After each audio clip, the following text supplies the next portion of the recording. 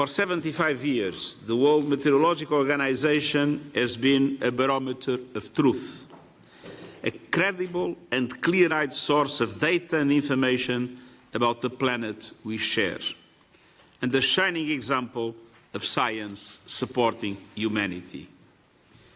Every day, your scientists, technologists, and meteorologists embody your anniversary's theme of science for action, transforming observations into data, data into understanding, and understanding into life-saving action. Without your rigorous modelling and forecasting, we would not know what lies ahead or how to prepare for it. Without your long-term monitoring, we wouldn't benefit from the warnings and guidance that protect communities and save millions of lives and billions of dollars each year.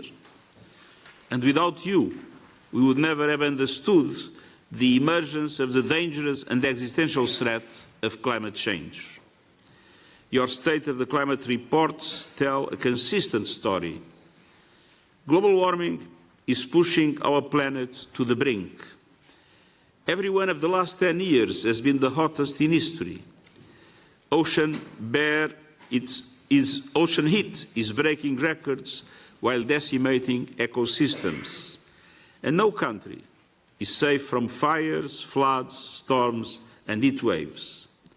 As always, the poorest and most vulnerable countries pay the highest price, particularly small island developing states and the least developed countries.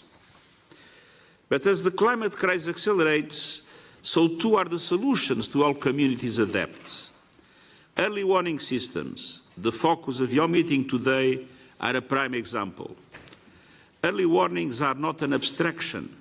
They give farmers the power to protect their crops and livelihood and livestock, enable families to evacuate safely, and protect entire communities from devastation. We know that disaster-related mortality is at least 6 times lower in countries with good early warning systems in place. And just 24 hours notice before an hazardous event can reduce damage by up to 30%. Early warnings work. And they're finally getting the attention and the investment they deserve. Over 60% of countries now report having multi-hazard early warning systems in place. At least developed countries have nearly doubled their capacity since official reporting began. Observation networks, regional collaboration, and forecast capabilities are growing stronger every year. And breakthroughs in digital technology and artificial intelligence are modernizing data exchange and alerting. Your new report on hazard monitoring and forecasting shows how much stronger forecast and warning systems have become. But we have a long way to go. In 2022, I launched the United Nations Early Warnings for All initiative to ensure everyone everywhere is protected by an alert system by 2027. And I commend the WMO Secretary General's call to action that was endorsed earlier this week to act at the speed and scale required. To bring our vision to life, I see 3 areas of urgent action. First, governments must embed early warning systems across their policies, institutions, and budgets. This requires bringing together meteorological and hydrological services into national disaster risk reduction mechanisms, including through legislation. We also need renewed collaboration among governments, businesses and communities to ensure that early warning systems and technology reach the most vulnerable communities. Second, financing. Reaching every community requires a surge in financing. But too many developing countries are blocked by limited fiscal space, slowing growth, crushing debt burdens, and growing systemic risks.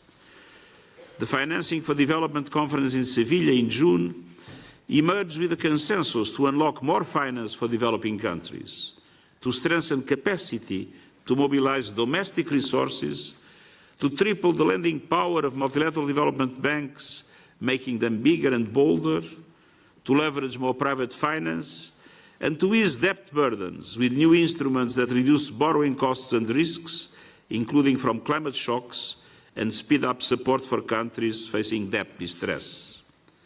And to reform global financial institutions so they better meet the needs of developing countries. Excellences, enfin, nous devons traiter les problèmes des catastrophes climatiques à la racine, c'est-à-dire lutter contre le réchauffement rapide de la planète. D'ici à la conférence des Nations Unies pour les changements climatiques en novembre au Brésil, tous les pays doivent présenter de nouveaux plans nationaux d'action climatique, des plans ambitieux et conformes à l'objectif de limiter le réchauffement à 1,5 degré Celsius.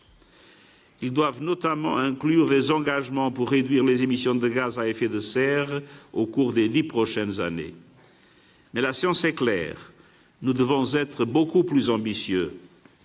Au Brésil, les dirigeants doivent convenir d'un plan crédible afin de mobiliser pour les pays en développement 1 300 milliards de dollars par an d'ici à 2035 pour financer l'action climatique. Les pays développés doivent honorer leur engagement de doubler le financement de l'adaptation pour le porter à minima à 40 milliards de dollars cette année et déployer rapidement des outils reconnus pour débloquer des milliards de dollars supplémentaires de financement concessionnel. Le Fonds pour les pertes et dommages doit être doté de contributions substantielles. Les dirigeants doivent aussi pleinement exploiter la puissance et le potentiel illimité des énergies renouvelables.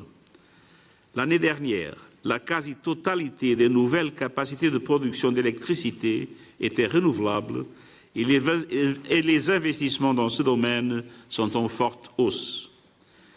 Les énergies renouvelables sont la source d'énergie la moins chère, la plus rapide et la plus judicieuse.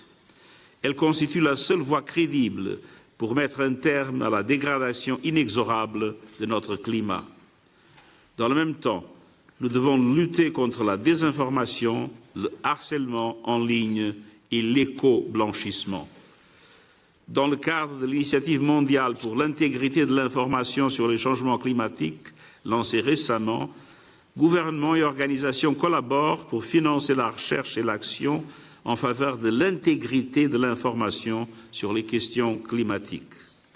Les sciences et les chercheurs ne devraient jamais craindre de dire la vérité. Je tiens à vous assurer ainsi qu'à l'ensemble de la communauté scientifique de mon entière solidarité. Je serai toujours à vos côtés. Excellences, Mesdames et Messieurs, plus que jamais, nous avons besoin d'idées, d'expertise et de l'influence de l'Organisation météorologique mondiale. Vous êtes la force tranquille qui éclaire chacune des décisions climatiquement rationnelles que nous prenons. Continuez d'œuvrer ensemble pour mettre la science au service de l'action et de la justice dont les peuples et la planète ont besoin de toute urgence. Je vous remercie.